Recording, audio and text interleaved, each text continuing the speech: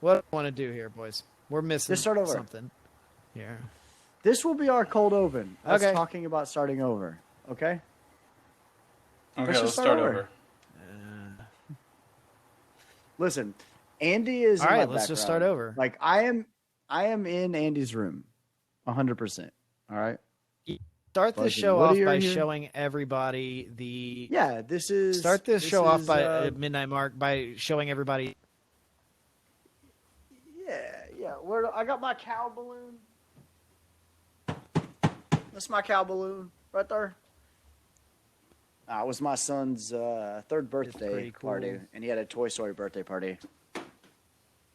My sister-in-law painted her son's room like that. Oh, that is dope. It was. And then Texas froze to death, and the house pretty cool. flooded, and all the pipes burst, and now they're rebuilding their entire house, pretty much. Besides, like, the bones.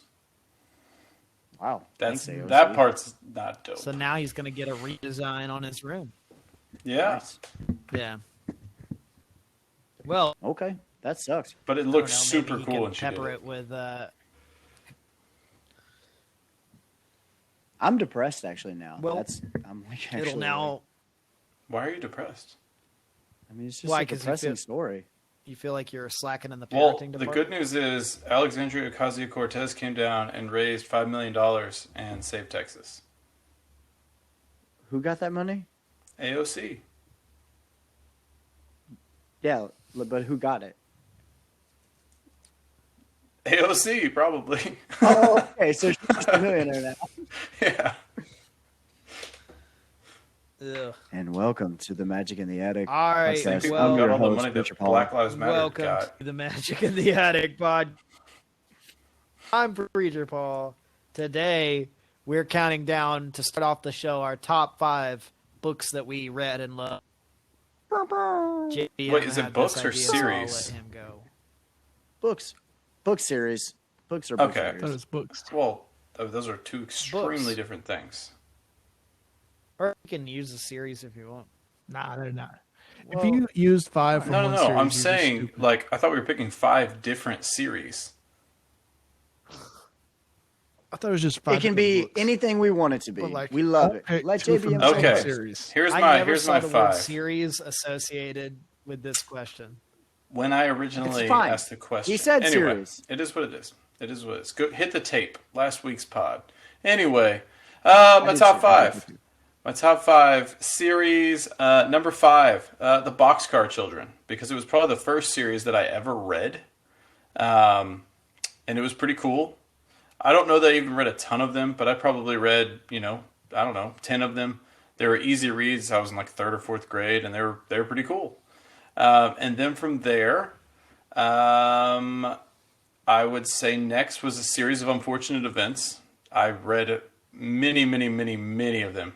Many of them. I don't know how many there are, but I read lots of them.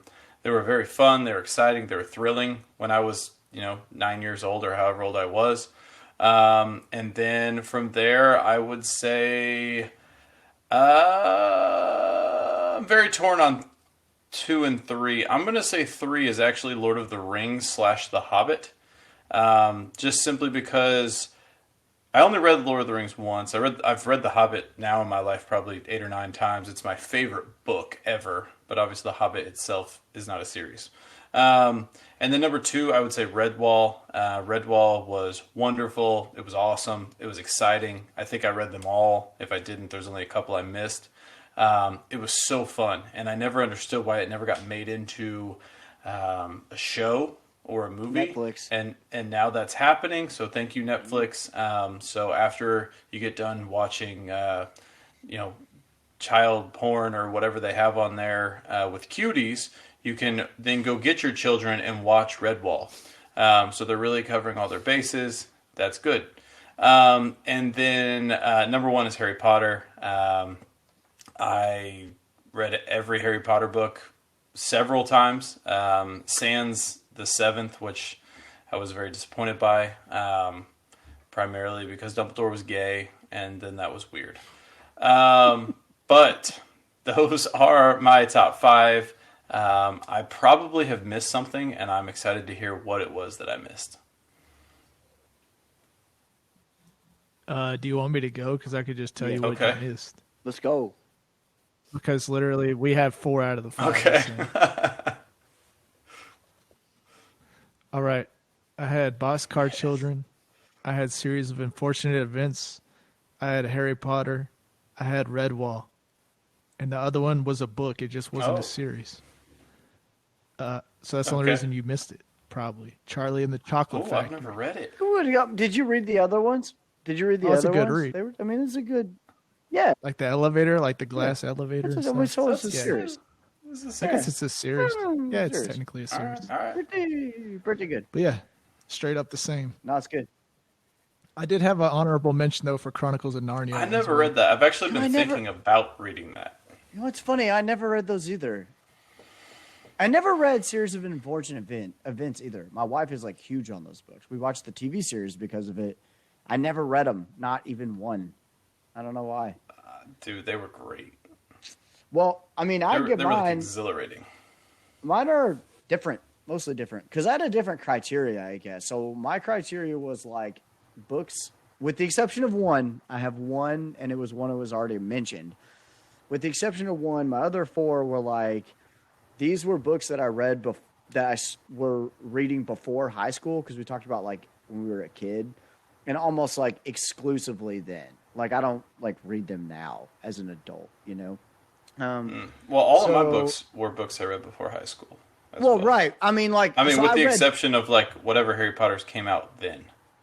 Right, Yeah, but Harry that's why I Potter, I didn't guess. include Harry Potter on my list because, like, I have read Harry Potter since. Like, I like reread them again in college. Like, you know what I mean? So it was like books that I like am not picking back up.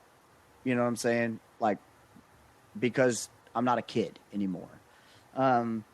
So with the exception of one, number 5, because I'm doing it like you guys want me to. Okay, number 5 is Goosebumps. All right. Goosebumps is awesome. Ooh. An incredible series that is really scary when you're a kid. And they did the whole choose your own adventure thing, which was like super dope because you could read the same book like 2 or 3 times. And like now we watch TV shows like Black Mirror that incorporate that. And like, I mean, I know they weren't the first to do that, but when you were a kid, that was like the first to do that for me, you know? So Goosebump. Not as good Definitely in forgot quality. Goosebumps. Yeah, not as good in quality, but, you know, so that's why it's number 5. Number 4, I might get laughed at here, but it's the Hardy Boys. I was big on, like, going to the library and getting those because they were, like, mystery novels. You know, there was, like, always a case to be solved, and it was, like, Ha ha ha! What a loser! No, I'm just kidding. It's a kid's book. It's a kid's book. Why would we laugh at you for It is reading kind of a lame, book? and they're old. You read They're old. Goosebumps? Yeah, well, they're old, right? So like Hardy those Boys. books, the reason why I read them is because I had a box of like my dad's book when he was a kid, and they were in there, and I read them. I thought they were cool. So that was it. My number 3, and the reason it's my number 3 is because in quality it's the best, but it's my caveat, and that's The Hobbit. I mean, I've read that since. But The Hobbit was like the first fantasy type novel that I read that was like a super high quality that like as a kid, I was like, wow, I love reading, you know, and I love this fantasy thing. I read The Lord of the Rings when I was younger, but I didn't really grasp them as well. So I read them again in high school. That's why they're not really on the list. So, but like specifically The Hobbit, that's number 3. But that's why. Number 2, Animorphs. I read every Animorph book there was. Like that. I don't even know what that is. So it's like, So Yeah. Is weird. that like It's a- Transformers? yeah, like so. Yeah, kind of. But you Yeah, turn it so to like an animal. the kids. Oh yeah. Okay. I didn't They know put these their were books. hand This is a on, like, show, the- right? What they tried to make it a show. They tried to That's a make it a book. show, but like it was a Okay. book series. Right. So Okay. the whole thing was like they put their hand on like the blue cube, right? And they gained the power to like morph into animals, but they had to like have the DNA of that animal, and they could only be the animal for like 3 hours. And if they didn't change back to a human, they got stuck. And they were like, the villains were like the Yerks, so they could like go into people's ears and like take control of their brain or whatever. And like that, I don't know, that whole series, it was weird, and I don't know if it stands the test of time like the other ones, but I mean, when I was a kid, that was one of the series when a new book came out. My parents and I would go to the bookstore and I get the new one, and that's why it's on my list. And number 1 is Redwall. I had all of them.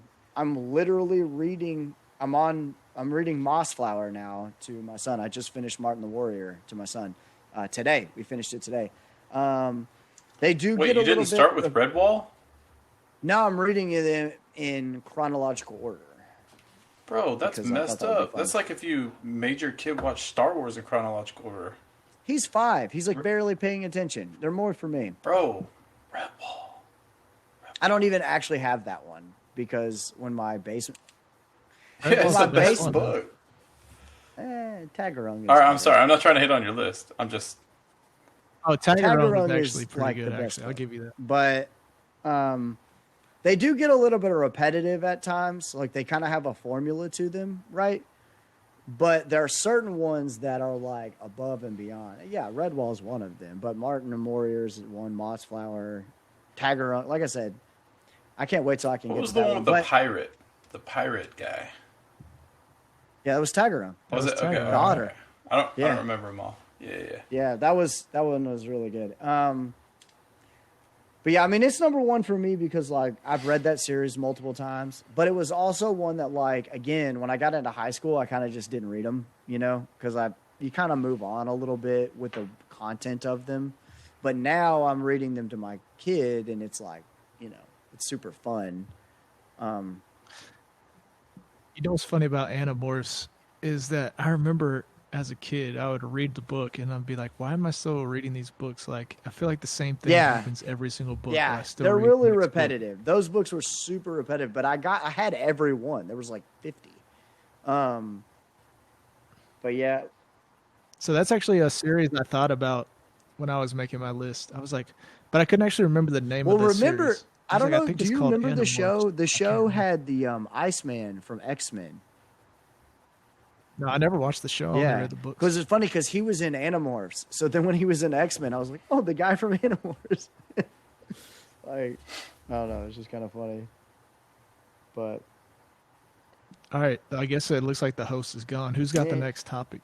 so the next question we were going to ask was your sports question, Piano Man. So if you would like to enlighten us, we can get into it. What was your question, your sports question? Because I'm in.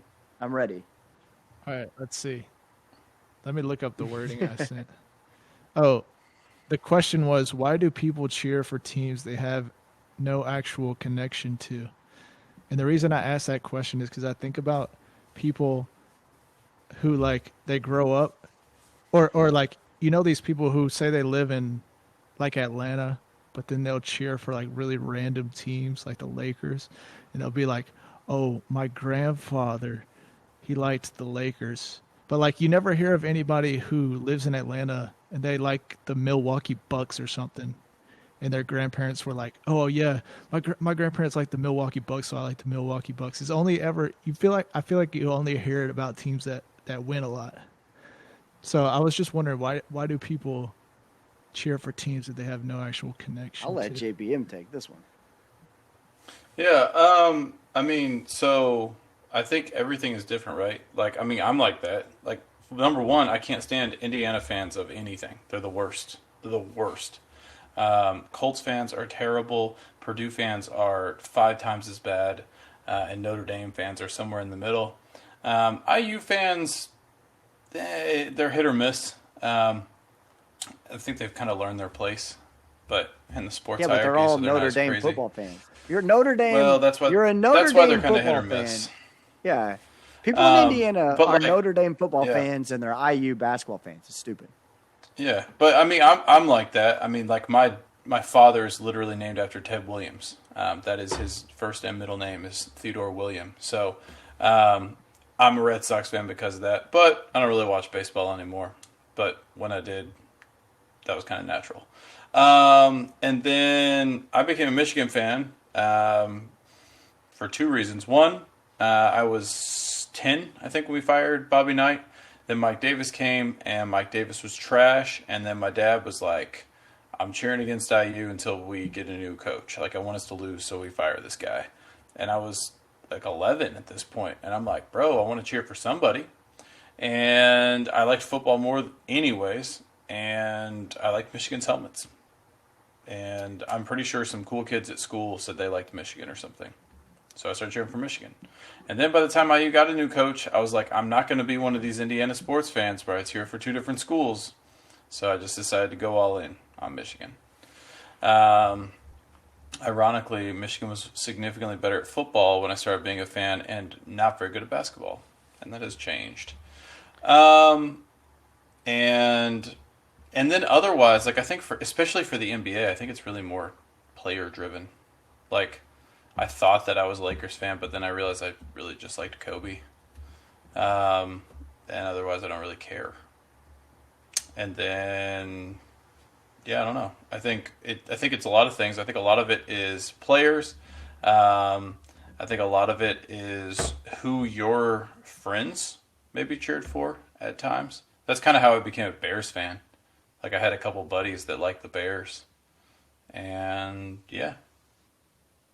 Well, I don't know if that answered your question. That was like my personal journey. Yeah. Well, I think your fandom kind of fits into his question a little bit, but you didn't have anybody that you took that from. You kind of decided those all on your own. In terms of like people, but I mean, it still works, right? But like, so if you, I mean, you see a lot of Steelers fans for this reason, right? I mean, I think Colin Cowherd actually talked about this a little while ago, why there's a lot of Steelers fans in the nation, because like steel workers would like gravitate to being a Pittsburgh fan. They were all over the nation, and Pittsburgh was good, and Pittsburgh kind of has always been good. So like when your mom and your dad are big Pittsburgh fans, you naturally will like that team, even if you live in, Oklahoma, right? And then if they stay good, then, so like I'm the opposite. So I'm a big Titans fan. My dad doesn't really care, right? And my dad kind of like seemingly like the Colts because there's no team in Kentucky. Then we moved to Indiana. But my brother and my dad have kind of gravitated toward the Titans because they know how much I like them, So like they tend to cheer for them because they know that's who I'm cheering for. But I do think it helps if that team continues to be good, right? So like Walker, you live in like in Georgia, right? So if the Hawks are super good and you move to Pennsylvania and you have a kid and you're like, oh, we're Hawks fans, but then they start to stink, right? Well, your kid might gravitate to being a Phillies fan or whatever. Sixers fan. Sorry, I'm just like a Sixers fan because the Hawks aren't any good, and your kid isn't from Georgia like you are, right? So they might gravitate toward the team that's better because they have like a connection to it. But if the Hawks stayed good, they'd be like, that's my family team. I do think college is different, though. Even if your team sucks, sometimes you stay loyal to college. I do think it's different. Pro is different. Kind of like JB was saying, sometimes you can have a player that you really love, and when that player leaves, you kind of don't care. So. Yeah, no. But see, that actually makes a lot of sense. But like, say I was in Philly, right? Like this exact situation. But then the most dominant team of the time is like, I don't know, Celtics or something. Oh wait, that's Boston. Yeah, so you're in Philly, but the best team's the Celtics. So all of a sudden you just start liking the Celtics. Part of that's just bandwagon. So what I'm trying to, yeah, but I guess my question really stems from why do you never? Have you ever run into people who just randomly cheer for like terrible teams, like the Browns? Yeah, a handful. Yeah, for that reason, because like I actually there's a lot of Browns. No, like not from Cleveland. Yes, so I actually see this. There's like a lot of people who were Browns fans, like that were Kentucky fans when Tim Couch got drafted first and then they like wanted to cheer him on. I know people who have just like stuck with the Browns since then, you know? So like, I do think there are events that can happen, like a draft pick, you know, like your favorite player gets put on this team and they're there for however long, but then you just stick with that team. I don't know if I've ever met anybody. I that mean, just... Go ahead. I remember when we were younger. I remember I'm trying to remember nicknames. I'm sorry. When Midnight Mark was kind of a Detroit fan, the Pistons. Yes, because of Tayshaun Prince. Yes, that is a perfect example. When they were good, because they were really good, and they had a guy that went to Kentucky. Like my favorite player. I mean, I don't know. But I think to answer your question, like with what you're asking specifically, like people tend to gravitate towards things that are like good and exciting. Like, I mean, I don't just get jazzed up to go watch my team when they're terrible. Like if the Bears suck and we're like 10 games into the season and they're like 2-8, I don't turn on the Bears game every week. Like, I don't care. And so I think because of that, people who aren't as loyal tend to be like, well, I'll pick a new team. Or they gravitate towards a player. Like, I don't know. It's interesting because like I did consider myself a Lakers fan. Then I realized it was because of Kobe. But what's interesting is I never considered myself a Patriots fan because like I recognized that I only liked the Patriots because of Tom Brady. But I didn't really like them. I just liked him, and that's who he played for. Yeah, but people just gravitate towards good stuff. I have something similar with Brady as well. So like I love Brady because when I moved to Indiana, when I was I was 9, I didn't want to be there. I was like all anti everything Indiana. So I found it funny that Brady just like constantly beat the Colts and that he was like better than Peyton Manning. And so even today, when I'm like done with that pettiness and it doesn't matter, I still like Brady. You know, I still cheered for Tampa in the Super Bowl because of him. Because when I was younger, I had this like silly, petty thing against all Indiana sports. And so it was fun for me to watch them squirm over Brady. You know what I mean? So like, that's why I like Tampa right now. They're not my team. The Titans are my team. But I will cheer for Tampa to do well over anyone but Tennessee. Well, right. Well, like everybody, I mean, when there's a dynasty, right? And in this case, the dynasty has grown from just a team. It's like a human being. I mean, it's kind of like LeBron, right? Right. Like, you're either for it or you're against it. And so I think that draws a lot of lines in the sand, too, for people. Because generally, you're either cheering for the dynasty to succeed or you want to see the dynasty fall. Yeah. And sometimes over time, it brings you in. Like, for a lot of people, and I was this way at the very beginning of the Patriots thing. Like, I was like, oh, this is so annoying. But then, like, they were just so great over time, like Brady was, that I was just like, this is incredible. I want to see this keep happening. I'll tell you when it flipped for me, when they lost in 2007. Because I used to be the same way. I liked Brady. I thought it was funny, but I was like, I hate the Patriots too, you know?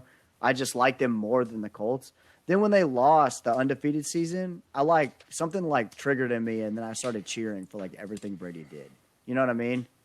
Because it was like annoying that he always. I know exactly what you mean. That's kind of when it happened to me, because I was like, the greatest NFL team I've ever seen in my life just did not win the Super Bowl, and it was really weird. Like, still to this day, maybe the best team that I've ever seen, and they didn't win the Super Bowl. It's by far the best offense. I mean, it just is. People can say that Broncos offense, but, dude, that Patriots offense. I mean, Wes Welker was in his prime then. Mm-hmm. Like, that was, And, I mean, that was like Hall of Fame Randy Moss, too, you know? Like, the reason people, you know, despite all of his faults, like, that Randy Moss is the guy, you know? So. Yes. Sounds good. What's the joke? Oh, wait. We don't have a well, joke. we have no host, which means That we is have the no joke. toast. We have no toast, so what am I going to do with this avocado? JBM, do you have a question? Yeah, something about masks. Or something? We'll go with that. Yeah. I mean, do you guys want to do that, or did it just become a mini about the sports thing? No, let's just do We've the lost our host. Yeah, let's go. Ask your mask question, bro. Okay. So I was actually talking to Preacher about this the other day, but like long term, like I don't know, like, so masking, like what are like the societal ramifications in respect to a couple things? So like I want to get into like with respect to children and like their interactions with adults and being able to like see people's facial expressions and stuff, because I think that's big. But like, here's why this came up for me. So I saw a guy, a friend of ours that we go to church with, and he's been pretty hardcore about his mask, and he works for Eli Lilly and stuff, and so he always has his mask on when I see him. And we ran into him at the park the other day, or I thought I did. I was like, that guy looks like a guy I know. I was like, oh, whatever. And then I'm standing there, and then Reagan comes over, and he's like, hey, man. And I was like, what? This dude had lost like 50 pounds, man. And I had no idea. Because, like, when somebody loses weight, the place you see it the most is like in their face, like their jaw and their cheeks. And like, I straight up did not recognize him for a second. And I was like, this is crazy. And he had lost the weight, like, literally, like, 8 or 9 months ago. This happened. But I had no idea. Like, which was just kind of blew me away. And it made me be like, man, like, I don't know. Like, that's like a thing somebody should be super proud of. And normally people would be, like, saying to you a lot. But, I don't know. I just thought that was weird. And then, but also just, like, children. Like, dude, children are growing up and they're just they're not seeing the bottom half of any adult's face, like, and in some cases they're not seeing the bottom half of any of their friends' faces either. And I feel like that is a big part of your development as a human, is like learning how to read people and their facial expressions, and like if they're happy, if they're sad. I mean, this is, I don't know. I just want to know what you guys think. Like, what are the societal ramifications? Where does this go? Well, we might become better at reading people, because now you have to interpret only this part of your face, right? Only the top part of your face. So it might actually, it could improve society, obviously. The Great Reset. But the other part of your question, I was going to make a joke and be like, yeah, like we should stop wearing shirts so that people could tell when we lose weight. But no, it is weird to just think in general. I mean, it's only been about a year now, right? Probably not even a year since we were all wearing masks. And I think we're what? We're 12 days away. 12 days away from 15 days to slow the spread being a year old. Is that right? But I was talking about with a friend about trying to think back to when you actually did everything without a mask. You actually can't really remember it that well.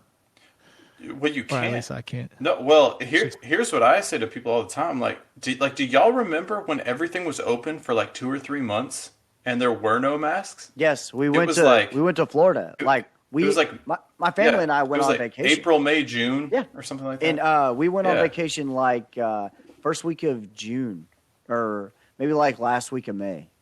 Yeah. And everything was like, all the restaurants were closed with the exception of the few that decided to be open, but there was no mask. The mask thing didn't start till July. Yeah. There was like a solid 2 months of there was no masks, but like that's been memory hold. Well, remember in April, May, and June, Democrats and people on the left said masks were no good because of the Barack Obama tweet. So like, but then that all changed, when Trump said that he recommended masks, right? That was a problem. But then when he was like, don't wear a mask, then that was the mask, right? Because remember, you and I had this conversation in like April about how like, what if we just wore masks? Then things would be, like I remember we had a phone conversation about masks because Trump said that there was some research about masks and how if like you wear them, we can have things open. And everybody was like, oh no, Barack Obama was like, don't buy a mask in bulk, because then everybody was buying masks, right? And then, like, Trump was like, he got COVID and was like, it's all good, I'm fine. Like, don't worry about it, guys. Don't wear a mask. And then it was like, wear masks, because everything got political. No. Yes. I think you've misremembered that. Trump got COVID in like October. Was it? Well, Yeah, it was way It after was mask. way There after was mask still a because point- everyone was mad at Trump because he wouldn't wear a mask. There was, that but there was a point at the hydroxychloroquine beginning peak. when conservatives were asking the mask question, and that was when it was like, don't wear a mask, right? From everyone. I don't remember anyone asking. I just remember Fauci telling everyone that he didn't need one. I remember people wearing masks in my class way before, like, even like people wore masks though. Before like, it was a I mandate. do feel like see it in masks my have been job. around. It's back when we didn't even take COVID seriously here. People in my class were wearing. Well, I do see it in my job. Like, Are I they feel Asian? it, When Yeah, I they were like Asian. laugh or smile at someone, I'm like, they don't know that I'm like smiling. You know what I mean? So there is that. It's sad, dude. Yeah. Like at church the other day, more people than ever like took their masks off after they sat down, and I just like went up to every single person. I was like, "Hey, like it was really good to see your face," because people were like smiling when they were singing and stuff. But like it's just like Zombieland. Like not the movie, but like it's just like a row of zombies when everyone's singing and they have their mask on because like there's just no emotion, at least that you can see visibly. Yeah, but do you guys think? I mean, back to the actual question, I guess. Do you think it actually has societal implications? Like, I don't know. I feel like that's a talking point, but I don't feel like it's a real thing. Like, I don't treat anybody differently when they have a mask on. I do, but yeah, that's different. but your mask thing is way different than like all of ours. Like, we don't care. You care. Like, you care Right. more than we care. Right. Yeah. I mean, that's because I've thought this entire time that this is a major problem. Right, but like, I don't care to put on a mask to go into Kroger. It like doesn't faze me, and like, you don't. Oh, you don't have to. Kroger told their employees not to say anything to you, so it's okay. But that's what I'm I go saying. there all the time. The difference is like, I mean, and I don't care. You do what you want, man. It don't matter to me. But like, I can see where you're coming from. If you can't see people are like smiling and happy, you know what I mean? Like you don't see emotion. It makes you sad. Yeah. Yeah, it's Like it's easier to become depressed when I'm not saying that's the only thing. Right. Obviously there's so many things shut down.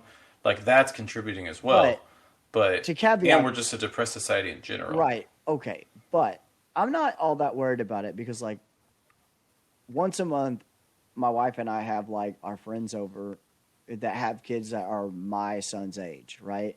And like we don't wear a mask the whole time. So like when we're in public, yes. Right, but I'm that's not- your super close friends. Right, but like I'm not talking about that. Yeah. Those relationships aren't affected at all. It's the acquaintances. right, but I think like it would be a bigger problem if we had to wear masks like all the time. If we felt like we had to wear them all the time and there was no emotion ever.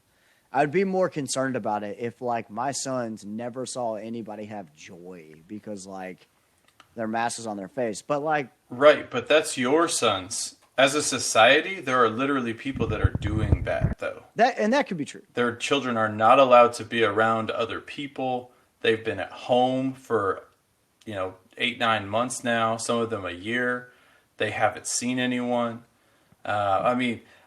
I've got a friend that his son is virtual everything, and that's a whole nother thing. I mean, that's beyond masks. But like teachers are like, I don't even know all my students' names because it's not the same. I'm not around them. I don't see them as often, and that's really sad too. That's beyond the mask thing. But Yeah, because I'm teaching. but you're right. I mean, you're taking steps to make sure your children are seeing people. Right. And I mean, like, I'm teaching high school class.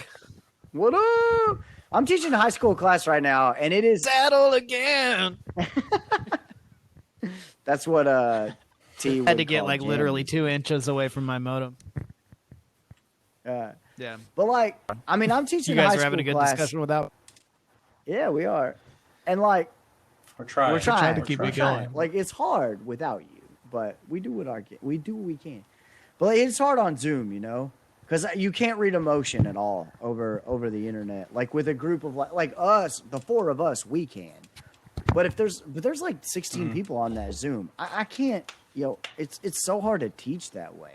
You don't know who's picking up. Like when you're in person, you can tell like who's paying attention, who's not, who's getting it, who's not. You can't do that online. It's so disconnected, But I don't necessarily know if the masks are as bad as you think that they are. But I do think the virtual but that's a parenting thing. Like you said, a friend of yours is not doing that, man. That's their decision. And I think that's a problem, personally, because I think human interaction is real.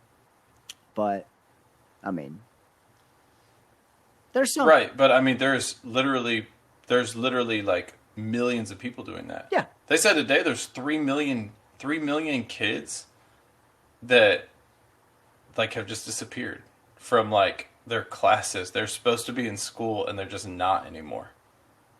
They don't show up. They're not on their Zooms. They're not going to school. 3 million. That's insane. It's a problem. Just waiting for their stimulus checks. That's all they are. So. They're $600 or $1,200 or 14 or whatever we're doing. Yeah, I mean, either that or I guess the other side of that could be their parents were just like, you know what? Screw these crazy schools. I'm going to homeschool now. I mean, that could be part of it, but I'm sure it's not all of it. Did Preacher Paul get back on the saddle again? Again. Yeah. Hopefully this one's to stay. I don't know. I switched into Google Chrome, so maybe that'll do it. Well, let me ask, Piano, Always. do you have any other thoughts on this question for because I do think, JB, it's a good question. Yeah, I mean, my thought was that I don't think masks have that much of a societal impact, especially because it hasn't really been. I mean, we think 1 year is kind of long term, but I don't think we'll see it for many more, if even another year, and in which case it's not going to have any kind of long-term societal impact. Now, if we have new variants or whatever and they make us wear it forever, even then, I'm not sure. I mean, like I said, I don't treat anyone differently because they have a mask on or because they have a mask on. So it's not like it's not as good though. So I guess there is some impact. I just think it's pretty minimal. Well, but here's the thing. You could say a year is not that long, but it's a really long time when you're 5.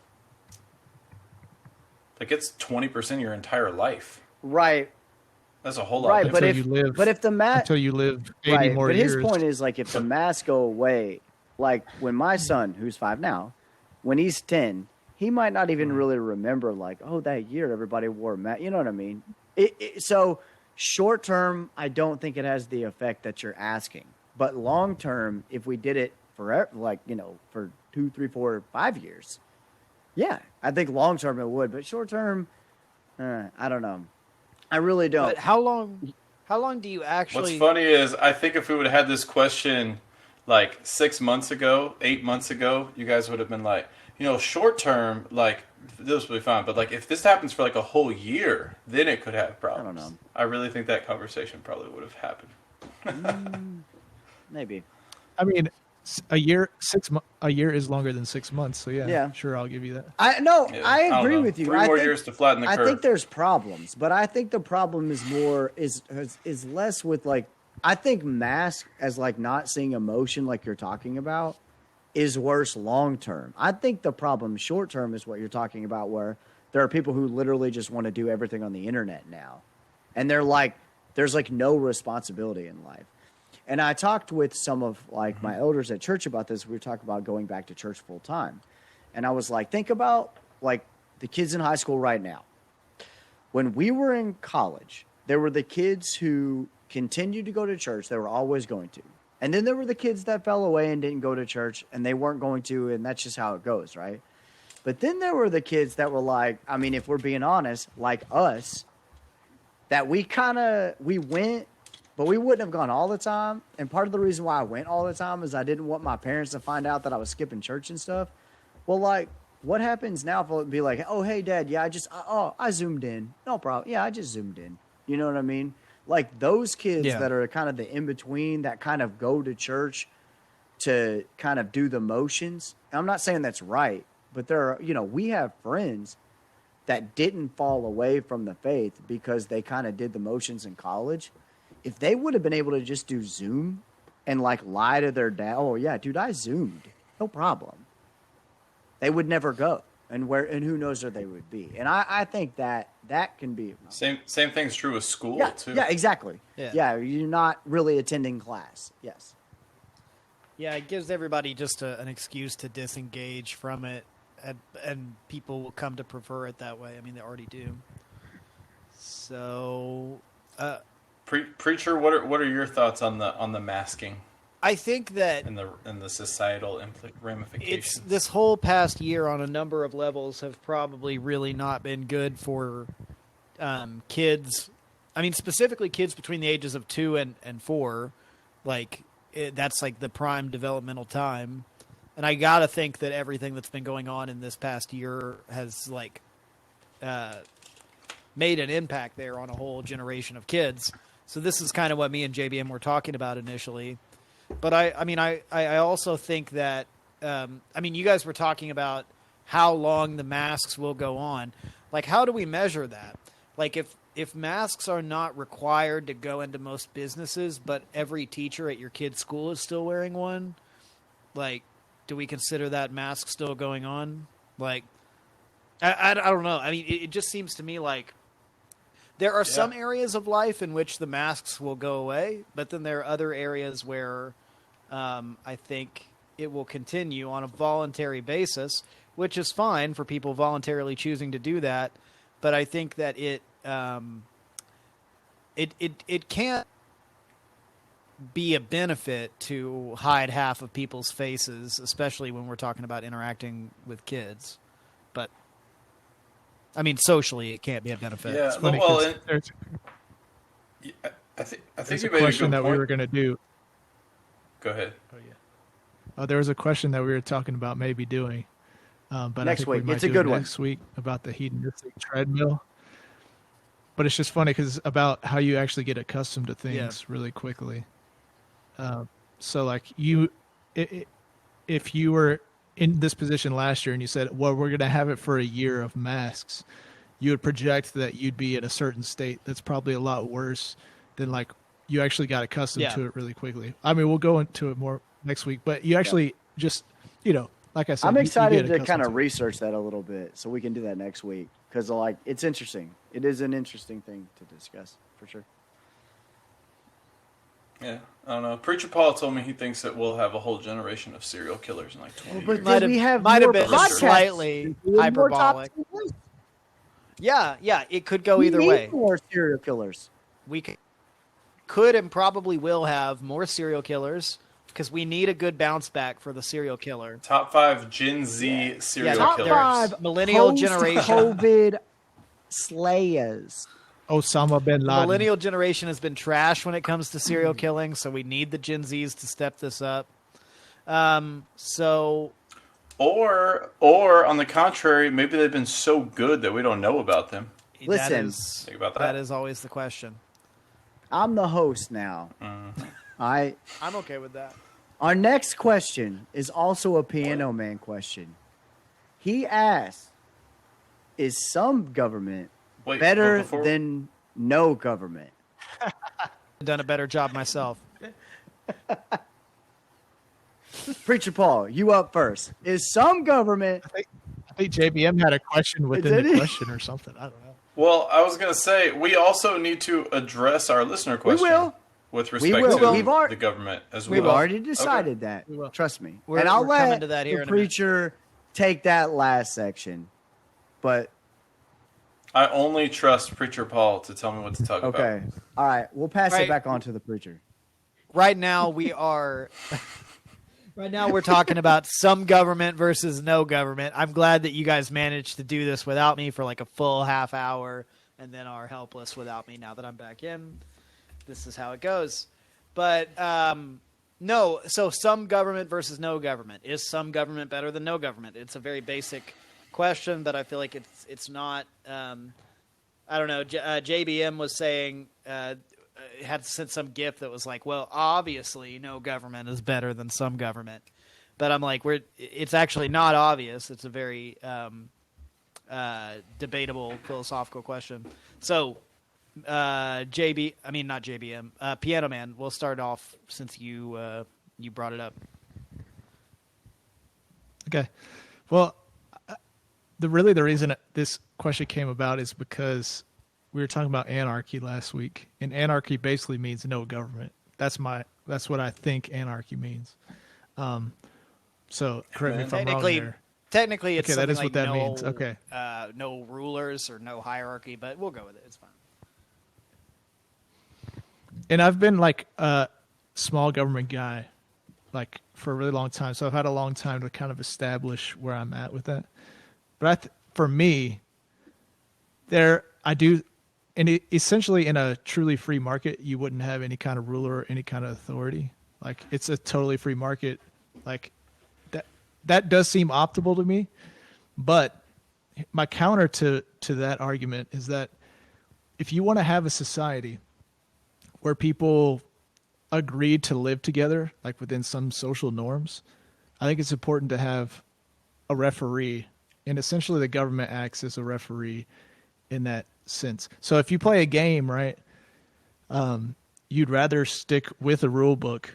Like you'd rather play a game with people if there's actual rules than playing a game where no one agrees on any of the rules. You're not going to have, So that's kind of where I think government has its place. Of course, I think it's much too big right now. Like the rule book has just exceeded the amount of pages I think it should be. But I do think it's important that if you want a society that functions well together, you do have some limited form of government. I feel like you could dig your heels in all the way back at society, but I won't even do that. I will just like pose it as a question, and this is not even a gotcha question. I'm just asking the group. Like, can you think of a time when the government did basically what Piano Man just described, where they stepped in and actually regulated something that required it in a way that added utility or value to everybody's lives in the market? Can anybody think of a good example of that? You mean like where they stepped in where it wasn't already happening, or just a way that it functions today, like in everyday society? But like, I mean, is that a positive outcome? I think there are some positive outcomes. Like, well, it's funny. I was going to use an example that I actually kind of disagree with myself, but you think about public utilities for everyone in general, like you have your water, sewer systems, road systems that are provided by the government. While I do think that these systems could possibly be better if there were no government, that's a possibility. I think having just a system where everyone agrees, like, we pay some taxes to have this as a society, I think that's one effective way a government can be put in place. Before JBM talks about how... Well, nothing is provided by the government. It's provided by our tax. But so before you guys start talking about how there's no, like, there should be no government, because that's where this is going to go. I'll bring it... Oh, this is where I'm going to say police are good. I'm going to talk about how, like, I think there's some, like, biblical construct to, like, having a government similar to what Piano Man was talking about. So, like, by the way, just for the record, myself to be pretty much undecided on this question. So, just so okay, everybody's... but let's think about, like, even, like, the Old Testament, right? So, like, God didn't want there to be a king, right? He wanted people to just follow him, but he established the Levites to be the people to be the keeper of the word and be the people who, if like the priests and the people to uphold the word, right? And they weren't necessarily like a government at the time, but now think about the church and they were always very good at their job and never messed up. Not always. I'm not saying that, but there's fallacy, right? There's also problems with anarchy as well. People just doing whatever, and basically saying there's no laws, because if there's, you know what I'm saying? But I'm just bringing it to like a spiritual level almost. Like, but even look at what he did in the New Testament. He established deacons and elders. If you have a church, you have people that are not above in like the Well, Paul Christ hierarchy, right? But people that can help organize your church. You know what I mean? And I mean, all right. I mean, I guess if JBM is one of those like anti-Paul people now too, I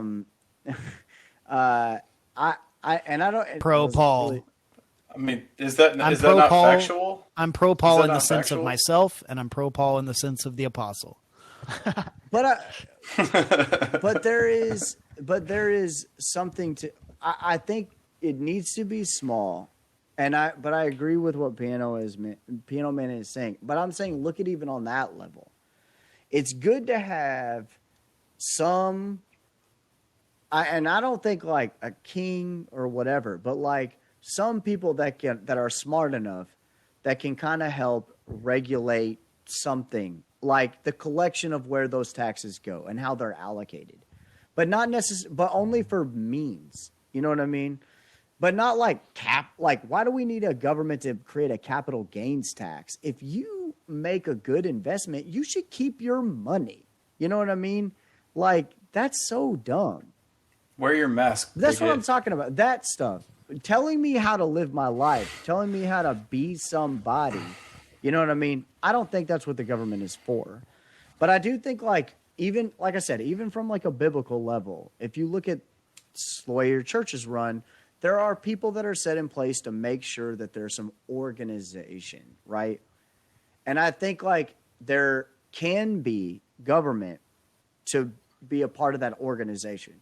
But how small can we get it is the question. But I do think there's some value in having some decision makers. And that's all. That's really all I have.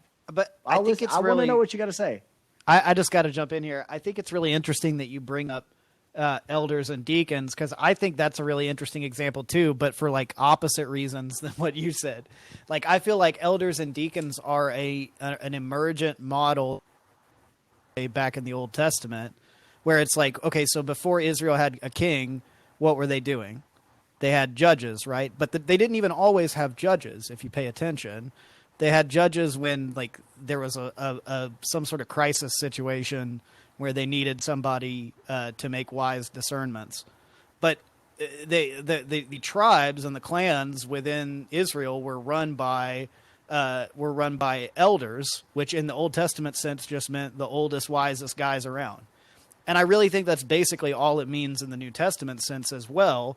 All those qualities that Paul lists are all qualities that you would expect to see in basically the oldest, wisest dudes. But I don't know that they were intended as a checklist in the way that we always take them, but more as sort of a list of qualities that you want to have in one of the guys that's going to be filling that role for your congregation. But I guess the point I'm making is like that is something that is naturally got to happen with any group of people. There's got to be some people who lead and some people who serve, who you know are getting pulled along more than they're carrying. That's just how it's always going to be with any group.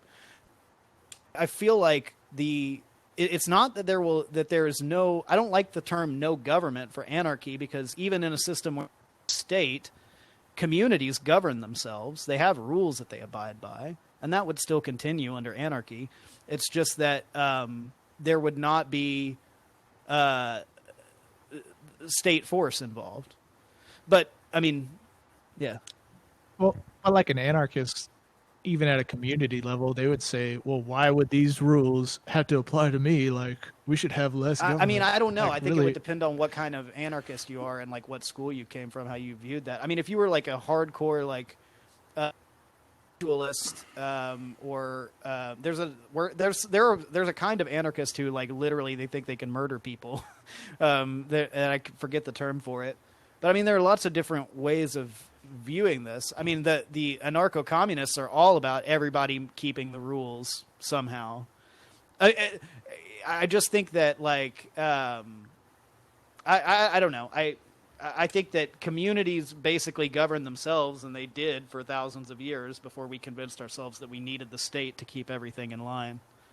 But I don't know, I'm interested in other people's thoughts.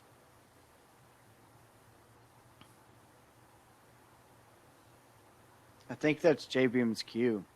Yeah. Me? Anybody? Okay.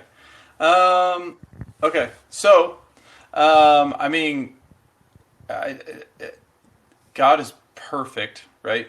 I would actually argue that I think monarchy is the absolute greatest form of government, bar none. But you have to have a perfect leader in order for it to work, which is why Jesus Christ, like, that's why Christianity works.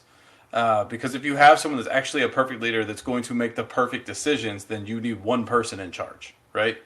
But that's in principle. Like, in practice, obviously, we know how that goes. But I don't know. I mean, with respect to what others have said, like, I think that the key to this is the more people you get together, the more people feel like there needs to be a referee, so to speak, in the form of the state. If we lived in smaller communities, then community rule would essentially take over, and like you would still have like more or less rules within your community, and that people didn't like them would just leave, like they would just go to a different community. And this would be I mean, this would be a thing that I don't know. This is just how things used to work. And this would be a thing where right? where everybody knows going in what the rules are. I mean that's the idea of like is that you sign a contract saying I agree to these rules. But I mean, yeah. But there is still like a human element where people do gravitate to some type of rule makers. Be that like you were talking about, Paul, like the elders. You know, the elders of a community. Well, people gravitate towards leaders. Yeah. Right, exactly. Yeah, people gravitate towards leaders. And, yeah. But I think you would still have But leaders. I mean, to me, here's what government is. How do we define government, right? Like, I mean, government is basically like people who rule me with my money, right? Right. Yeah, what's the as actual it currently definition exists, of a government? yeah. That's how I think of it. I mean, government doesn't. I mean, that's yeah.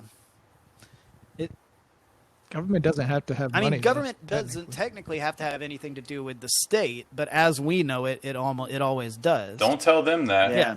Well, I'm saying like if you I'm just saying, in a perfect governmental system would actually have no taxes, but instead people who are trying to do the good of the people, like I've always thought as a like it's community. interesting because people talk about how like if we don't tax, then we won't have roads, right? But like if we didn't have roads, if our roads sucked, eventually the people in the community will be like, "Hey, we'll chip in a couple $100 or whatever to fix this." You know what I mean?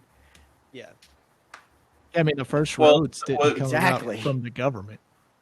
It came about Right. from people who were like, let's up my business. Let's put roads in. Yeah. Yeah, and like you would have different things where like a dude would build a bridge, and then there would just be a toll, like to pay that guy. Well, But it wouldn't be like the way it is right now. Dude, like, I did the research one day, and I don't remember all the numbers, but it was on, like, how much it cost to redo the bridge from Louisville to Indiana on 65. And the amount of money that they spent versus the amount of people who have already crossed over that bridge and how much they charge, like, it is absolutely insane. They paid for it, like, 5 times already. yeah. Like, I don't even know what's happening at this point. Like, they're just taking more money. Yeah, like where's that revenue? But like, coming from? if someone was just like, "Hey, I will make the bridge, and here's how much I'm going to charge, and this is how long I'm going to charge it." Yeah. Like, that's mean, where- I don't know. Like, you would just almost have like societal bids in a sense. And that's where having like some government could work because let's say someone built that bridge and he says, "All right, it cost me $300 million to do that." And if there's some type of like somebody that could be like, hey everyone, by the way, this guy has met his 300, like, you just so you know that. And we can keep paying him if we want, or we can stop paying him. But there could be I am in agreement. The smaller the government, the better, but I don't think it's inherently See, I actually feel like you guys are missing something there. And I think this is why it's important to actually have a government. Because, okay, this guy builds this bridge. It's his bridge. It's his right to do what he wants. like there's no there shouldn't be a stipulation. If you build a bridge, you should be allowed to say, I'm going to do this for eternity. I'm going to charge you $5 to cross this bridge. You can cross it Sure. or not. Like, And I if it's see that my much of a bridge, burden I on do what I people, want. somebody will make a But see, here's better the- bridge Right, with no but toll. then- Yeah. Right. Someone will make a second bridge. So the guy who says this is the cheapest, And this shortest amount of and this- time would win.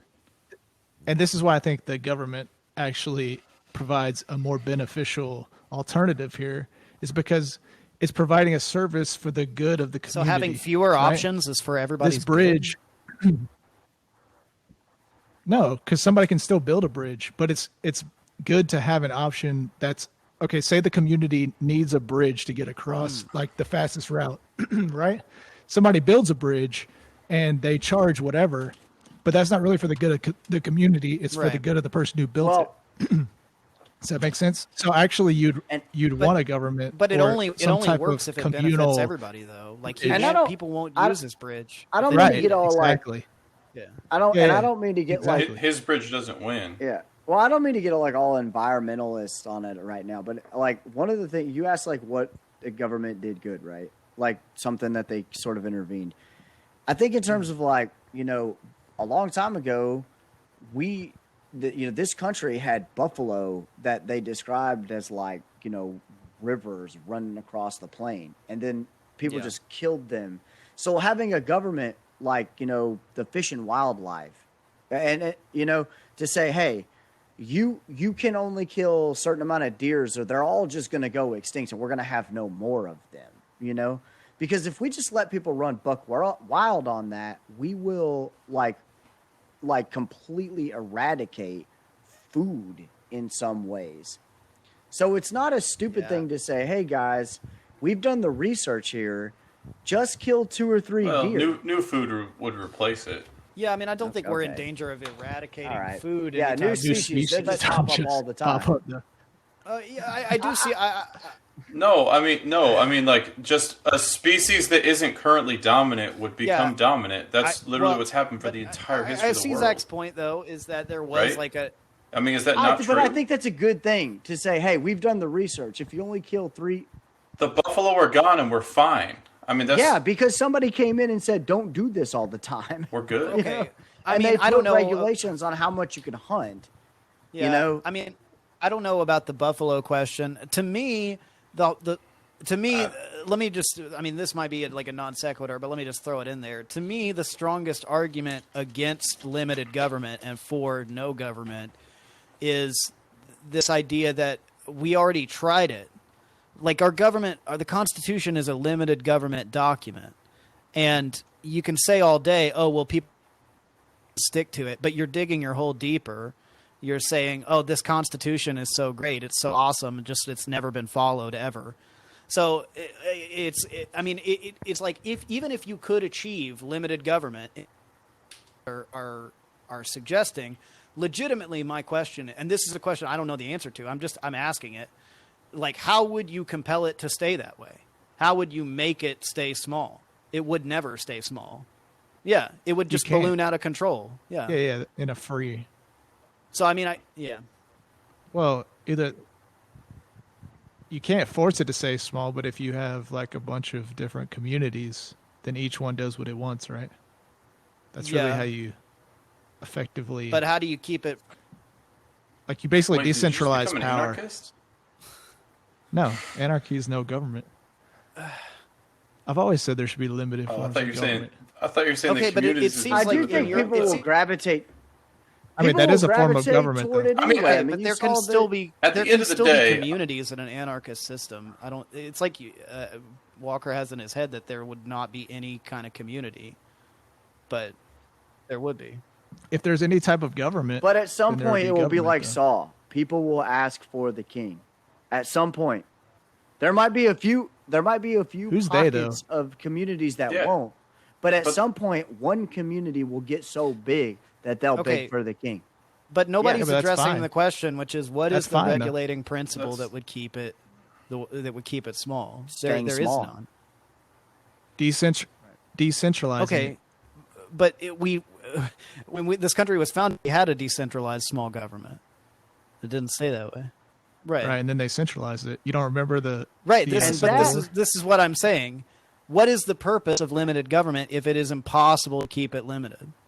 We're just setting ourselves up for the same cycle repeatedly. Maybe so. My intuition is that I don't mean to push us into the next segment here, but does Yeah. that kind of bleed over into our boys' It does a bit. question? Yeah, we can just go ahead and We did- ask it now. we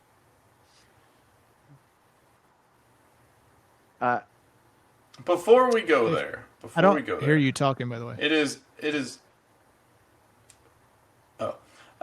Before we go there, like, obviously at the end of the day, like, we're on the same side of this politically. We might not have the exact agreements on like how it should be implemented, but we're certainly all on like the right when it comes to this. Like, in terms of like we want people to have freedom. Yeah. I mean, I think Right. government. Maybe not the same way people define the right today, but I mean that is the right. yeah, Well, could be really annoying libertarian about it and be like, I don't consider myself on the left or the right, which is technically true because we're better leftists than the leftists and better right wingers than the right wingers. But I see your point. We are. I mean, left libertarianism is a right wing thing. So anyway, the question from Ryan is, was this country Ryan of Bowling Green? Listener Listener Ryan. Ryan, we thank you. Was our form of government doomed from the beginning?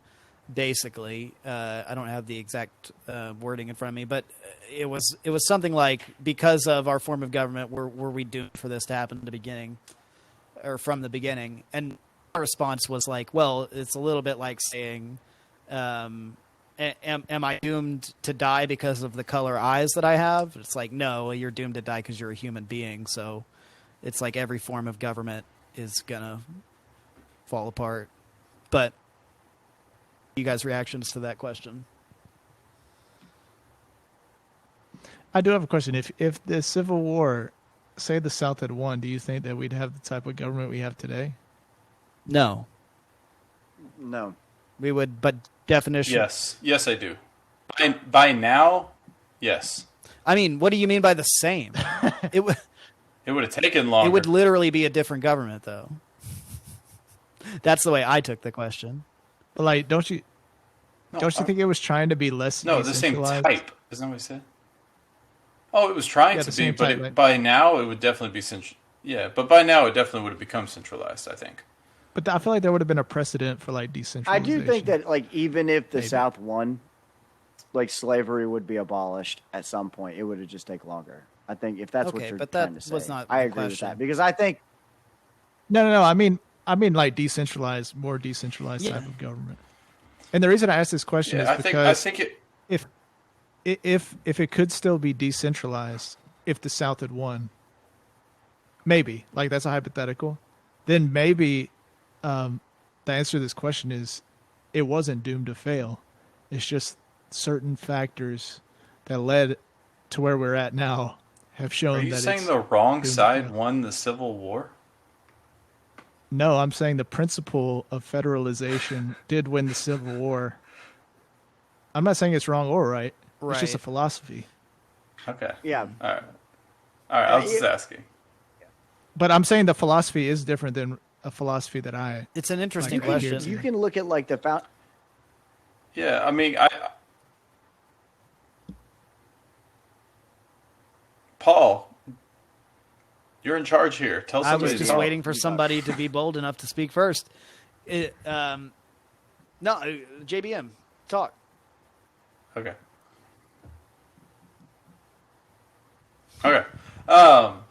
Okay.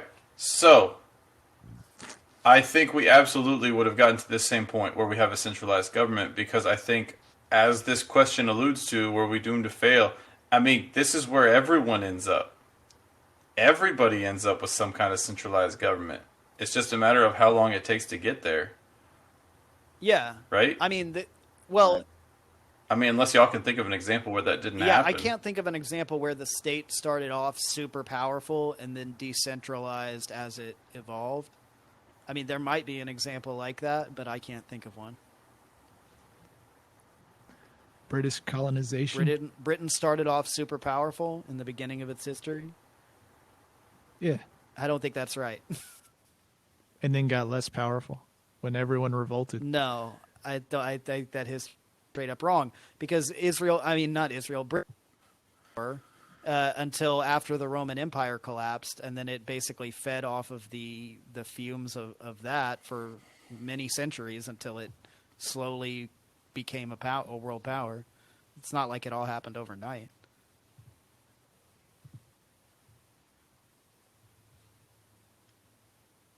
Oh, you're saying Well, I didn't mean like where does it Yeah, start? like I mean, talking Yeah, go about ahead, like a Jason. country that was No. Well, that was. I didn't mean like, what's an example of one that was powerful and then it wasn't? Like, obviously that happens. What I'm saying is, every country starts. Well, I wouldn't even say they all start off a small government, but any country that's ever started with a small government ends up with a big government at some point. Like, that's just the natural progression of things. It becomes centralized, and the government just keeps growing until there's some type of revolution. And then it shrinks, and then it starts to grow again. And I do think that has something to Right. do with the people, right? You create a government, and the government says, "Hey, we're going to do certain things." It has Well, everything to do with the people. And but what I mean is, like, people say, "Well, we want this," and in regards to Ryan's question, is America always doomed to fail? I think there is a piece of that I understand what he's trying to say, because, like, we say life, liberty, and the pursuit of happiness. So some people are going to take that as you as an American can create the American dream, right? And some people take that as we as the American government need to give you life, liberty, and happiness, not just the pursuit, but just give it to you in general.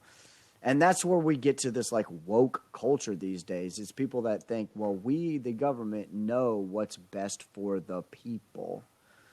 Because of the way that is interpreted, they think I so and so. The constitutional backing know for the every answer. bill is always the general welfare clause, even though that's Right. not what the general Right. welfare means. But That because when it was written and when it was created, it was right. And that's what Dr. Seuss was And trying we're to gonna get accomplish. into that. are we? You know what's We are. funny though is that a thought ran through my mind when you were talking about, because initially Preacher Paul asked the question about how do we keep it limited government, or how do you keep it like what's the way forward so that it doesn't grow to be centralized if you have it decentralized? The only way to do it is to have centralized way of like forcing people to believe a certain Right. way. Like literally, that's the Still only think way. that was his impossible point. to maintain. Yeah. Yeah, that was his point. And that by the way, that Unless it doesn't doesn't exist. necessarily mean that. Welcome by to the the way, party, that doesn't boys. necessarily mean that no government is better. It just means that you have to admit this idea of limited government and trying to maintain it. You're never gonna achieve it. Nothing So- is perfect. Unless it makes common sense to the people, and the people want it Yeah. constantly. Yeah, Which you will just never can't. happen. You can't point to If that any makes sense. historical precedent for that, though. So, yeah. But I mean, and again, you could say all the same things about no government. It's like it would be a big experiment, and people always being utopian. But I will say Michael Malice does have a line about this that is pretty good, which is anarchy isn't a solution to all of our problems. It's a solution to one of the biggest problems. So, there would still be things to figure out with no government. It just seems like, to me, if everything we believe about liberty is true, then the government is not serving much purpose, if any. It doesn't seem like the world would be that starkly worse without it, to me. But I don't know. An economist or a political scientist. I just have an interest in this stuff casually. Can we talk about cops? Why not? We Dr. talked about Seuss. everything else, and I've been out of half of this Next episode. week. We could let's talk about Dr. to me Seuss. about cops. Yeah, let's talk about Dr. Seuss. We'll save the Just spicy ask these cop last two. because the segment about Yeah. cops is going to be real spicy. We could save that for next week. It'll be. Let's do it. But Ask the Doctor, question. Doctor. Okay. Wait. Is it just going to be a No. segment about Yeah. Kamala Harris? Yes. I mean cops. So yes. Cops. So Okay. But it's just a debate. Okay. All right. Okay. just a debate. This is Dr. just a debate. Seuss. Dr. Seuss is canceled, and that's not just a debate. That is real life. Dr. Seuss is out of National Reading Month or whatever. So,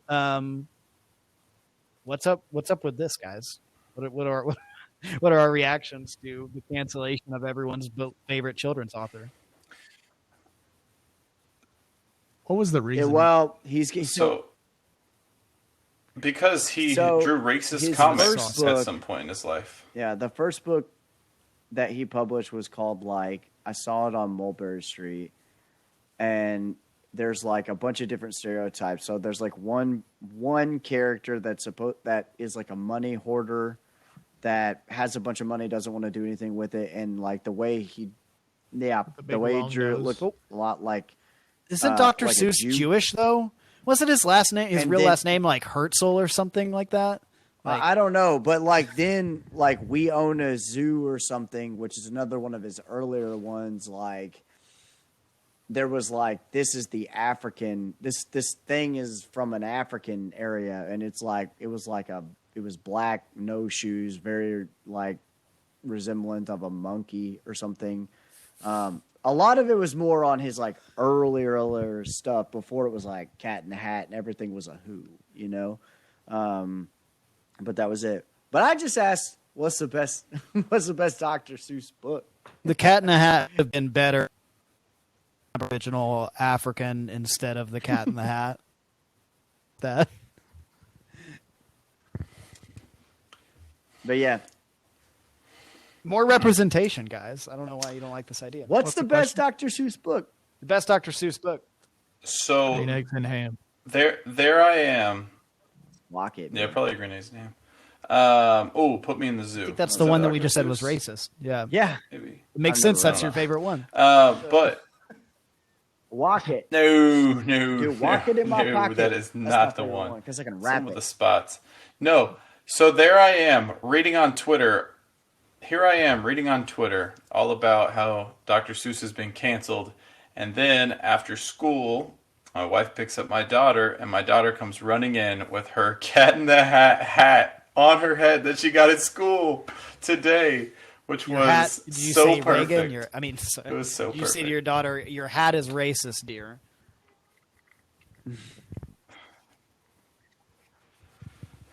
I picked her up and gave her a hug, and Well, That's that told her I seems loved like her. good Well, no, fathering. that's not dumb. The Which I would have done. Dr. anyway. Seuss canceling is dumb. Yeah, Because, loving like, your I'll be loving your honest, kid the is two- dumb, the- JBM. It is very The funny. two books that are in question, I've never even read. I'd never even heard of. I mean, the only books that But who cares if you did though? Like, why should we That's- yeah. cancel Yeah. all the good things this Just like person did? the I don't people who listen understand. to this podcast, like on episode 100, who cares about the racist stuff Yeah. you said in like the first 10? Or like Yeah, well, every man, subsequent that was episode in the after. past. when Yeah. when we joke about suicide, not a big deal, you know. That was early on, you know. Before- That was before anybody Before even we cared matured, about us. before we came into our own as artists. Right. Yeah. So, I think that it's definitely a great thing that Dr. Seuss has been canceled. What's next? I don't know. Everything. At some point will be canceled. What's next to go down? Everything. Like anything will. Everything in our lifetime will be canceled at some point. Did you see we're supposed to spell women No, with an they got X mad instead about of I an thought that. we E weren't now? The though. They Twitch- hate that. Yeah. The Twitch people Like, did that and they got what? mad. They were like, Yeah, 'cause- Wimex, Like and they called it sexist. I don't know. WOMX. It's Wimex. Yeah, dude, like Now, like the Latino, feminists got mad about Latinx. that though because they were like, some women have penises. All So, all like, the you can't do that. feminists. Yeah, but no. That was the trannies. The feminists. All the the feminists got to feminists fall and in all the line. What does the X represent? It's just not No, because racist it's or not something? women. You know, like a man and a Oppression? woman. I don't know. You just cutting you the can't vowel do men. out of the men. Yeah, Cutting the vowel it's out of the men womex. is like There cutting can't the be penis yeah, off there a man. cannot be Bam. the three letters MEN together. It's offensive. Yeah. But what does it represent in Unclear. I don't know. Latinx? Latino. I don't know. Why did? It's also But you're racist Okay. if you stay Oh, Latino. right, right. because that's how they gender their words in Spanish. EBONX. So yeah, so Oh. Dude, that's so funny. We should start calling black people EBONX. EBONX. What? I feel like of all the things we've said on the show, that's probably the one that's going to get us canceled for real. For real. EBONX. Wow. We're done. We're I off Apple. I Bye. can't. You know, Spotify might keep us. but honestly, I'll take that to the Supreme Court of Jokes. That's worth the cancellation to me. EBONX is pretty great. That you should That found is that the as a name- company. That Piano Man. that is the name of the episode. EBONX, and then it's like Rosetta Stone, but for white people learning how to speak the black people's language. Exactly. Oh man. It's all come around, man. Man. What is the black people language? EBONX. EBONX. Have you not been listening? Get it? We had another rapid fire question, but I can't even remember it at this point, and we should probably quit this podcast while we're ahead. I just said we're on almost the 1 year anniversary of COVID. Is there one good thing that, like, just to keep on a positive note, what's like one good thing that has come out of this last year? If there has been any, it has there. I don't have to look at ugly people. There you go, anymore. JBM.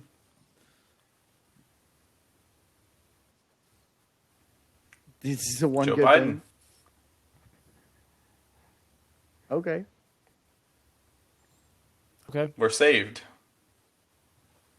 That's interesting. Midnight. I mean, for me, Joe Biden is the one good thing about COVID Yeah. that you got. well, like my That's thing. why we have my him, thing right? Was gonna be, honestly, last year was awesome going to like the zoo and stuff. There's nobody there. Like we did the trick or treat thing at the Louisville Zoo, and we just like went. We didn't have to wait in line. You know, it's kind of awesome. Like nothing is crowded. If you go to a restaurant, people aren't breathing on you the whole time. Like Oh, that's true. yeah. I don't know. I know from like an economics from an don't have to drive economic in standpoint, I traffic. don't like it. But from like a personal, like I don't have to be flooded with all these kids at the zoo during the thing. We just can go and not have to wait in line and do our own thing. Like that was so fun Yeah. to like not have to do that. So I was. I just- mean, that's mine. yeah. On that same note, I mean, out here, Can we talk about the Later. ethics of zoos? let's save that one for another week as well. JBM, that sounds like a whole issue. Yeah, out here it's good because the traffic was substantially better for a while. But see, now it's back to normal, so that's not even really a plus. I'm just So- saying, during COVID, it was fun, like going to crowded places because they weren't crowded anymore. Yeah, well, and I'm going to be flying next week. I'm visiting home, so I'll let you know whether it's cool, whether I can get like a whole row to myself. That's what I'm hoping for, but we'll see. Yeah, That's not how it works. But I will tell you, my actual one good thing from COVID is that people finally realized that Black Lives and you Matter. know that it all worth it. You know, all right, Well, R.I.P. George Floyd. Rest in peace, St. George Floyd. So we're saluting you. Goodbye. It's been a great. We need to get like a trumpet part of every episode where we're saluting, and it's just like, "Brum, brum, brum, brum, brum, brum, we're signing off." George, tell I'll Rush salute Limbaugh to we said that. hello. Magic in the attic. Keep tuning in. Peace.